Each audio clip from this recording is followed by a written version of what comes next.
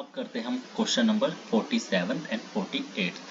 इसमें क्या बोला है, if alpha and beta are the roots of x square minus a x plus b is equal to 0 then alpha square plus beta square is equal to.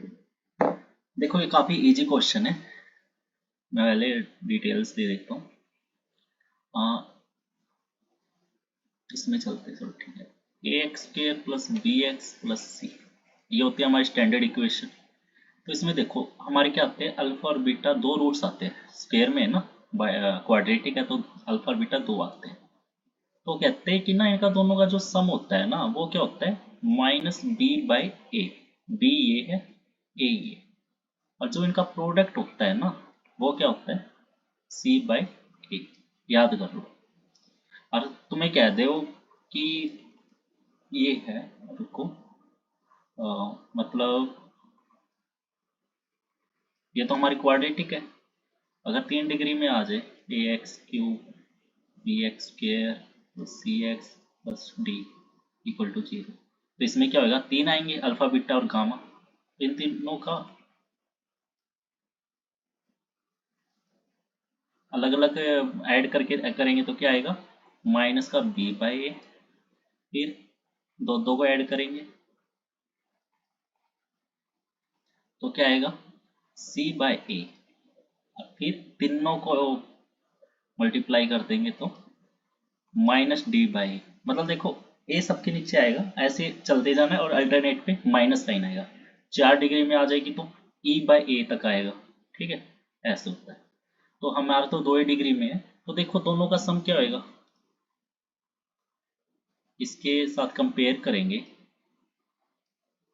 क्या होता है, दोनों का सम अल्फा प्लस बीटा का सम क्या आएगा, दो रूट है तो क्या होता है, एक्स के साथ जो कोफिशिएंट है, यहाँ देखो एक्स के साथ जो कोफिशिएंट है उसका माइनस, तो एक्स के साथ यहाँ कोफिशिएंट क्या है, माइनस ए है तो उसका माइनस लेना हमें अपोन में, और एक्स स्क्वायर के साथ जो कोफिशिएंट है वो नीचे आता है तो वो क्या है, 1 है। ठीक है, तो क्या आ गया, ए हो गया ये। और दोनों का प्रोडक्ट क्या होएगा, जो कांस्टेंट टर्म है वो, देखो यहाँ कांस्टेंट टर्म ये थी तो यहाँ ये लिखा है, और नीचे जो एक्स स्क्वायर का कोफिशिएंट है वो क्या है, 1, तो बी स्क्वायर आ गया। अब देखो मैं तुम्हें एक और बताता हूँ, ये बताओ अल्फा प्लस बीटा का होल स्क्वायर क्या होगा, alpha square plus beta square plus 2 alpha beta. अब मुझे यही तो बताना है, अल्फा बीटा मुझे पता है, अल्फा प्लस बीटा भी पता है। अल्फा प्लस बीटा क्या है, ए है, तो उसका होल स्क्वायर बोला है तो ए स्क्वायर हो जाएगा, A alpha square plus beta square. Alpha beta मेरा क्या है, बी स्क्वायर है, तो 2 से मल्टीप्लाई करोगे तो 2 बी स्क्वायर। अब देखो मुझे ये बताना है तो मुझे ये उधर लेके जाना पड़ेगा, मतलब इधर लेके जाना पड़ेगा, तो ए में से माइनस होके ये क्या बन जाएगा, ए स्क्र माइनस 2 बी स्क्र। तो ये किसके इक्वल आ गया, alpha square plus beta square, तो ये आंसर आ जाएगा। अब देखो इसमें क्या बोल रहा है नेक्स्ट क्वेश्चन में, the population of a city decrease from इतने से इतने पे डिक्रीज होगी, कितनी डिक्रीज हुई है, 25,000 में से डिक्रीज होगी उसकी पॉपुलेशन 500 लोग मर गए, ठीक है, या फिर जितने हमारे उतने पैदा नहीं हो, ऐसा मान सकते हैं। तो 500 लोग है जो कम हुए तो कितने परसेंट डिक्रीज हुआ है, तो ये 100% मान लेते हैं, ठीक है, तो उसमें से कितना डिक्रीज हो गया ये देख लेते हैं। 100% किसके इक्वल है मेरे, 2500 के, 25,000 के इक्वल, तो 1% किसके इक्वल होगा, नहीं उल्टा लिख दिया मैंने।